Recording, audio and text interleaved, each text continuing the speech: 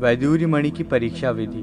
सूत जी ने कहा, हे द्विज श्रेष्ठ, अब मैं ब्रह्मा के द्वारा बताई हुई तथा व्यास जी द्वारा कही हुई वैदूर्य, पुष्पराग, करकेतन तथा भीष्मक मणियों की परीक्षा विधि को पृथक पृथक कहता हूँ। कल्पांत काल में शुद्ध अगाध समुद्र के जलराशि के गंभीर महानाद के समान दितिपुत्र बलासुर के नाद से विभिन्न वर्णों वाली अत्यंत सौंदर्य संपन्न वैदूर्य मणियों का बीज उत्पन्न हुआ था।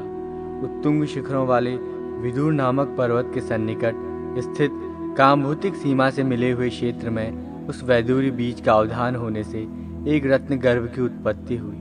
बलासुर के नाद से उत्पन्न ये रत्नाकर महागुण संपन्न तथा तीनों लोकों का श्रेष्ठतम आभूषण स्वरूप है। उस रत्नाकर में दैत्यराज के महानाद का अनुकरण करने वाली वर्षाकालीन श्रेष्ठ मेघों के आभा वाली बड़ी ही सुंदर विचित्र प्रकार की मणियां उत्पन्न होती हैं, जिनसे प्रभा के स्फुलिंगों का समूह निकलता रहता है।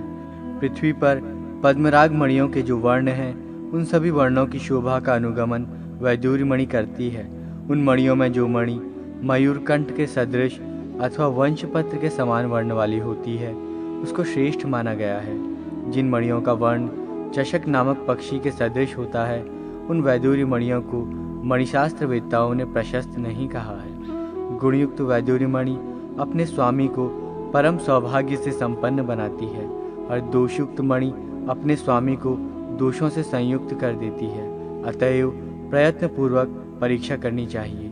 वैदूर्य मणि के अतिरिक्त गिरिकांच, शिशुपाल, कांच तथा स्फटिक ये 4 विजातीय मणियां हैं जो वैदूर्य के समान ही आभा फैलाती हैं, किंतु लेखन के सामर्थ्य से रहित होने के कारण कांच, गुरुत्व भाव से हीन होने के कारण शिशुपाल, कांतियुक्त होने से गिरिकांच एवं अपने समुज्ज्वल वर्ण के कारण स्फटिक मणि से इस मणि में भेद होता है।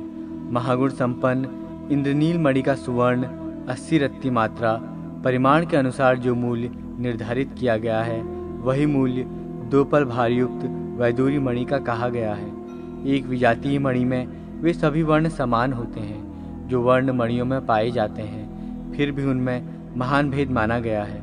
विद्वान पुरुष को चाहिए कि वे विशेष भेदक तत्व पर विचार करें। स्नेह, लघुता और मृदुता के द्वारा सजातीय और विजातीय मणियों के चिन्हों का भेद सार्वजनीन है। मणिशोधन में कुशल या अकुशल जनों के द्वारा प्रयुक्त उचित एवं अनुचित उपायों के कारण भी विभिन्न प्रकार की मणियों में उत्पन्न हुए गुणदोष के अनुसार उनके मूल्य में न्यूनाधिक हो जाता है। मणिबंधक अर्थात मणिवेत्ता के द्वारा भली प्रकार से शोधित मणियां यदि दोष रहित होती हैं तो उनका सामान्य मूल्य की अपेक्षा 6 गुना अधिक मूल्य होता है। समुद्र के तीर की सन्निधि में स्थित आकर से प्राप्त हुई मणियों का जो मूल्य होता है, पृथ्वी पर सर्वत्र मणियों का वही मूल्य नहीं रहता। मनु ने 16 मासे का एक सुवर्ण भार बताया है, उसका 7वां हिस्सा संज्ञा रूप प्राप्त करता है। 4 मासे का एक शाण, 5 कृष्णल का एक माशा और 1 पल का 10वां भाग धरण कहलाता है। इस प्रकार रत्नों के मूल्य निश्चय के लिए यही मणि विधि कही गई है। पुष्पराग मणि की परीक्षा विधि। सूत जी ने पुनः कहा, देवशत्रु बलासुर के शरीर की त्वचा हिमालय पर्वत पर गिरी थी, जिनसे महागुण संपन्न पुष्पराग मणियों का प्रादुर्भाव हुआ, जो पाषाण, पूर्णपीत एवं पांडुरवर्ण की सुंदर आभा से समन्वित रहता है। उसका नाम पद्मराग है। यदि वो लोहित और पीतवर्ण की आभा से युक्त है तो उसे कौकंटक नाम से जानना चाहिए। जो पाषाण, पूर्ण लोहित एवं सामान्य पीतवर्ण से संयुक्त होता है उसे काशायक मणि कहते हैं। जिस पत्थर का वर्ण पूर्ण रूप से नीला और शुक्ल वर्ण समन्वित तथा स्निग्ध होता है वो सोमालक गुणयुक्त मणि है।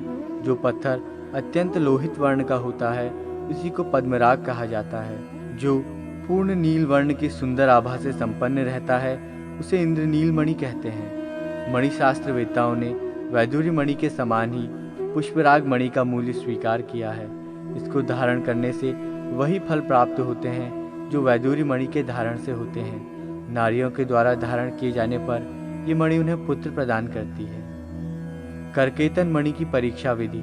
सूत जी ने कहा, पवन देव ने रत्न बीज रूप उस दैत्यराज बलासुर के नखों को प्रसन्नता पूर्वक लेकर कमल वन प्रांत में बिखेर दिया। वायु द्वारा विकीर्ण उन नखों से पृथ्वी पर करकेतन नामक पूजितम मणि का जन्म हुआ। उसका वर्ण रक्त, चंद्र एवं मधु सदृश, ताम्र, पीत, अग्निवत प्रज्वलित, समुज्वल, नील तथा श्वेत होता है। रत्न व्याधि आदि दोषों के कारण ये कठोर एवं विभिन्न वर्णों से भी प्राप्त होती है। जो करकेतन मणियाँ स्निग्ध, स्वच्छ, सम्राग, अनुरंजित, पीत, गुरुत्व धर्म से संयुक्त एवं विचित्र आभा से व्याप्त तथा संताप, व्रण और व्याधि आदि दोषों से रहित होती हैं, उन्हें विशुद्ध या परम पवित्र माना गया है। स्वर्ण पत्र में संपुटित कर जब उन मणियों को अग्नि में शोधित किया जाता है तो वे अत्यधिक दैदीप्यमान हो उठती हैं। ऐसी विशुद्ध करकेतन मणि रोग का नाश करने वाली, कली के दोषों को नष्ट करने वाली, कुल की वृद्धि करने वाली तथा सुख प्रदान करने वाली होती हैं। जो मनुष्य अपने शरीर को अलंकृत करने के लिए इस प्रकार के बहुत से गुणों वाली करकेतन नामक मणि को धारण करते हैं, वे पूजित, प्रचुर धन से परिपूर्ण तथा अनेक बंधु बांधवों से संपन्न होते हैं और नित्य उज्ज्वल कीर्ति से संपन्न तथा प्रसन्न रहते हैं। अन्य दूषित करकेतन मणि को धारण करने वाले विकृत, व्याकुल, नीली कांति वाले, मलिन द्युति वाले, स्नेह रहित, कलुषित तथा विरूपवान हो जाते हैं। वे तेज, दीप्ति, कुल, पुष्टि आदि से विहीन होकर दूषित करकेतन के सदृश शरीर धारण करते हैं। भीष्मक मणि की परीक्षा विधि। सूत जी ने पुनः कहा, उस देवशत्रु बलासुर का वीर्य हिमालय पर्वत के उत्तरी प्रांत में गिरा था, अतः वो देश उत्तम भीष्मक मणियों का रत्नाकर बन गया। वहां से प्राप्त होने वाली भीष्मक मणियां शंख एवं पद्म के समान समुज्वल, मध्याह्नकालीन सूर्य की प्रभा के समान शोभा वाली तथा वज्र के समान तरुण होती हैं। जो मनुष्य अपने कंठाधिक अंगों में स्वर्ण सूत्र में गुथी हुई विशुद्ध भीष्मक मणि को धारण करता है, वो सदा सुख समृद्धि प्रदान करने वाली संपदाओं को प्राप्त करता है। वनों में भी ऐसी मणि से सुशोभित मनुष्य को देखकर समीप आए हुए द्वीपी, भेड़िया, शरभ, हाथी, सिंह और व्याघ्रादि हिंसक वन्य प्राणी तत्काल भाग जाते हैं। उस मणि को धारण करने से किसी भी प्रकार का भय नहीं रह जाता है। लोग भीष्मक मणि के स्वामी का उपहास नहीं कर पाते हैं। भीष्मक मणि से संयुक्त अंगूठी को धारण करके जो व्यक्ति अपने पितरों का तर्पण करता है, उसके पितरों को बहुत वर्षों तक के लिए संतृप्ति प्राप्त हो जाती है।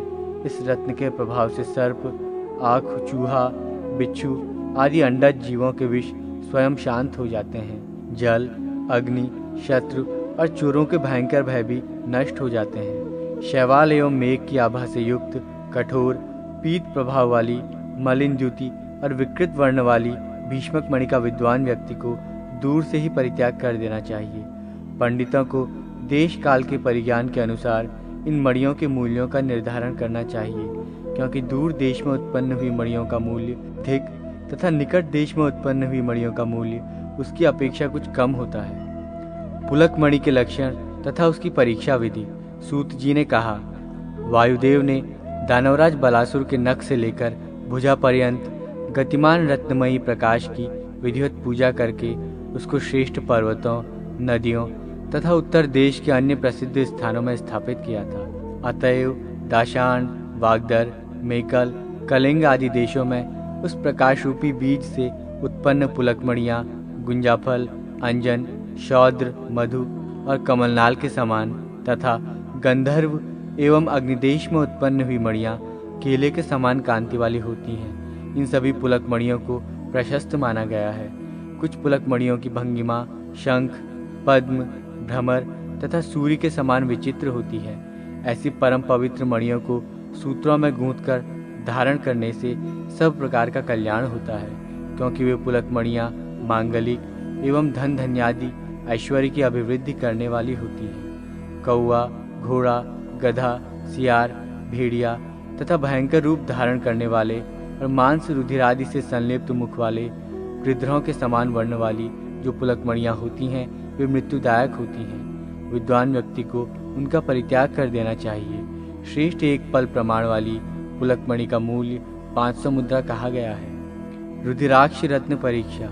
सूत जी ने कहा, अग्निदेव ने दानवराज के अभीष्ट रूप को ग्रहण कर कुछ अंश नर्मदा नदी के प्रांत भाग में तथा कुछ अंश उस देश के निम्न भूभागों में फेंक दिया था। अतः उन स्थानों पर इंद्रगोप, वीर बहुटी कीट, तथा शुक पक्षी के मुख की भांति वर्ण वाली एवं प्रकट पीलू फल के समान वर्ण वाली रुद्राक्ष मणियाँ प्राप्त होती हैं। इसके अतिरिक्त यहाँ पर नाना प्रकार की मणियाँ भी प्राप्त होती हैं। इनका आकार एक समान होता है। जो मणि मध्य भाग में चंद्र के सदृश पांडुर तथा अत्यंत विशुद्ध वर्ण वाली होती है, तुलना में वो इंद्रनील मणि के समान होती है। इसे ऐश्वर्य, धन धान्य एवं भृत्यादि की अभिवृद्धि करने वाली माना गया है। इस मणि का पाक क्रिया से शोधन होने पर देवव्रत के समान वर्ण होता है। स्फटिक परीक्षा। सूत जी ने कहा, हलधारी बलराम ने उस दैत्यराज के मेधा भाग को लेकर कावेरी, विंध्य, यवन, चीन तथा नेपाल देश के भूभागों में प्रयत्न पूर्वक बिखेरा था। अतः उन स्थानों पर आकाश के समान निर्मल तैल स्फटिक नामक मणि उत्पन्न हुई। ये मणि मृणाल एवं शंख के सदृश धवल होती है, किंतु कुछ मणियाँ उक्त वर्ण के अतिरिक्त अन्य वर्णों को भी धारण करती हैं। रत्नों में उस मणि के समान अन्य कोई नहीं है जो पाप विनाश करने में उसके बराबर क्षमता रखती हो। शिल्पकार के द्वारा संस्कारित होने पर ही स्फटिक के मूल्य का कुछ आकलन किया जा सकता है। विद्रुम मणि की परीक्षा। सूत जी ने पुनः कहा, हे शौनक, शेषनाग ने उस बलासुर के अंतर्भाग को ग्रहण कर केरल आदि देशों में छोड़ा था। अतएव उन स्थानों पर महागुण संपन्न विद्रुम मणियों का जन्म हुआ। उन विद्रुम मणियों में जो खरगोश के रक्त के समान लोहित होती हैं अथवा गुंजाफल या जपा पुष्प की आभा को धारण करती हैं, उन्हें श्रेष्ठ माना गया है। नीलदेश, देवक तथा रोमक नामक स्थान इन मणियों की जन्मभूमि है। उनमें उत्पन्न हुई विद्रुम मणि अत्यंत लाल वर्ण की होती है। अन्य स्थानों से प्राप्त होने वाली मणियाँ प्रशस्त नहीं मानी गई हैं। शिल्पकला के विशेष योग कौशल पर ही इनके मूल्य का निर्धारण होता है। जो विद्रुम मणि सुंदर, कोमल, स्निग्ध तथा लाल लाल वर्ण की होती है, वो निश्चित ही इस संसार में मनुष्य को धन धान्य संपन्न बनाने वाली तथा उसके विषादिक दुखों को दूर करने वाली होती है। गंगा आदि विविध तीर्थों की महिमा। सूत जी ने कहा, हे शौनक, अब मैं समस्त तीर्थों का वर्णन करूंगा। जितने भी तीर्थ हैं उनमें गंगा उत्तमोत्तम तीर्थ है। यद्यपि गंगा सर्वत्र सुलभ है, किंतु हरिद्वार, प्रयाग एवं गंगा सागर के संगम इन 3 स्थानों में वो दुर्लभ है। प्रयाग परम श्रेष्ठ तीर्थ है, जो मरने वाले को मुक्ति और भुक्ति दोनों प्रदान करता है। इस महातीर्थ में स्नान करके जो अपने पितरों के लिए पिंडदान करते हैं, वे अपने समस्त पापों का विनाश कर सभी अभिष्टों की सिद्धि प्राप्त करते हैं। वाराणसी परम तीर्थ है। इस तीर्थ में भगवान विश्वनाथ और केशव सदैव निवास करते हैं। कुरुक्षेत्र भी बहुत बड़ा तीर्थ है। इस तीर्थ में दान आदि करने से ये भोग और मोक्ष दोनों की प्राप्ति कराने वाला है। प्रभास श्रेष्ठतम तीर्थ है, जहाँ पर भगवान सोमनाथ विराजमान रहते हैं। द्वारका अत्यंत सुंदर नगरी है। ये मुक्ति भुक्ति दोनों को प्रदान करने वाली है। पूर्व दिशा में अवस्थित सरस्वती पुण्यदायिनी तीर्थ है। इस प्रकार सप्त सारस्वत परम तीर्थ है। केदार तीर्थ समस्त पापों का विनाशक है। संभल ग्राम उत्तम तीर्थ है। बद्रिकाश्रम भगवान नर नारायण का महातीर्थ है, जो मुक्ति प्रदायक है। श्वेत द्वीप, मायापुरी, हरिद्वार, नैमिषारण्य, पुष्कर, अयोध्या, चित्रकूट, गोमती, वैनायक, रामगिरी आश्रम, कांचीपुरी, तुंगभद्रा, श्रीशैल, सेतुबंध रामेश्वर, कार्तिकेय, भृगतुंग, कामतीर्थ, अमरकंटक, महाकालेश्वर की निवास भूमि उज्जैनी, श्रीधर हरि का निवास स्थान कुब्जक, कुब्जाम्रक, कालसर्पी, कामद, महाकेशी, कावेरी, चंद्रभागा, विपाशा, एकाम्र, ब्रह्मेश, देवकोटक, रम्य मथुरापुरी, महानद शोण तथा जम्बूसर नामक स्थानों को महातीर्थ कहा गया है। इन तीर्थों में सदा सूर्य, शिव, गणपति, महालक्ष्मी एवं भगवान हरि निवास करते हैं। यहाँ और अन्यान्य पवित्र स्थानों में किया गया स्नान, दान, जप, तप, पूजा, श्राद्ध तथा पिंडदान आदि अक्षय होता है। इसी प्रकार शालग्राम तथा पाशुपत तीर्थ भी परम पवित्र तीर्थ है, जो भक्तों को सब कुछ प्रदान करते हैं। कोकामुख, वाराह, भांडीर और स्वामी नामक तीर्थ महातीर्थ के रूप में विख्यात हैं। लोहदंड नामक तीर्थ में महाविष्णु तथा मंदार तीर्थ में मधुसूदन निवास करते हैं। कामरूप महान तीर्थ है। इस स्थान में कामाख्या देवी सदा विराजमान रहती है। पुण्यवर्धन तीर्थ में भगवान कार्तिकेय प्रतिष्ठित रहते हैं। विरज, श्री पुरुषोत्तम, महेंद्र पर्वत, कावेरी, गोदावरी, पयोष्णी, वर्धा, विंध्य और नर्मदा भेद नामक महातीर्थ समस्त पापों के विनाशक हैं। गोकर्ण, माहिष्मति, कलिंजर एवं श्रेष्ठ शुक्ल तीर्थ को महातीर्थ माना गया है। यहाँ पर स्नान करने से मोक्ष की प्राप्ति होती है। इस तीर्थ में भगवान शांगधारी हरि निवास करते हैं। भक्तों को सब कुछ देने वाले विरज तथा स्वर्णाक्षम तीर्थ भी उत्तम तीर्थ हैं। नंदी तीर्थ मुक्तिदायक और कोटि तीर्थों का फल प्रदान करने वाला है। नासिक, गोवर्धन, कृष्णा, वेणी, भीमरथी, गंडकी, इरावती, बिंदुसर तथा विष्णु पादोदक महापुण्य प्रदायक परम तीर्थ हैं। ब्रह्म ध्यान और इंद्रिय निग्रह महान तीर्थ हैं।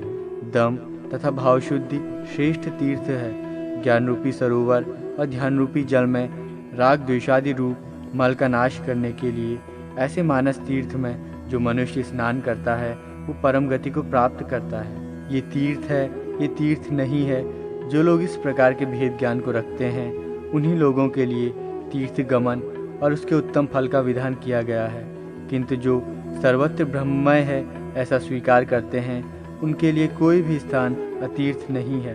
इन सभी में स्नान, दान, श्राद्ध, पिंडदान आदि कर्म करने से अक्षय फल प्राप्त होता है। समस्त पर्वत, समस्त नदियाँ एवं देवता, ऋषि मुनि तथा संतों आदि से सेवित स्थान तीर्थ ही है। श्री रंगपत्तनम भगवान हरि का महान तीर्थ है। ताप्ती एक श्रेष्ठ महानदी है। सप्त गोदावरी एवं कोणगिरी भी महातीर्थ हैं। कोणगिरी तीर्थ में महालक्ष्मी नदी के रूप में स्वयं विराजमान रहती हैं। सह्य पर्वत पर भगवान देव देवेश्वर एकवीर तथा महादेवी सुरेश्वरी निवास करती हैं। गंगाद्वार, कुशावर्त, विंध्य पर्वत, नीलगिरी और कनखल इन महातीर्थों में जो व्यक्ति स्नान करता है वो पुनः संसार में जन्म नहीं लेता। सूत जी ने आगे कहा कि उपयुक्त वर्णित और अन्य जो अवर्णित तीर्थ हैं सभी स्नानादि क्रियाओं को संपन्न करने पर सदैव सब कुछ प्रदान करने वाले हैं। इस प्रकार भगवान श्रीहरि से तीर्थों का महात्म्य सुनकर ब्रह्मा ने दक्ष प्रजापति आदि के साथ महामुनि व्यास को उनका श्रवण कराया और पुनः तीर्थोत्तम तथा अक्षय फल देने वाले तथा ब्रह्मलोक प्रदान करने वाले गया नामक तीर्थ का वर्णन किया।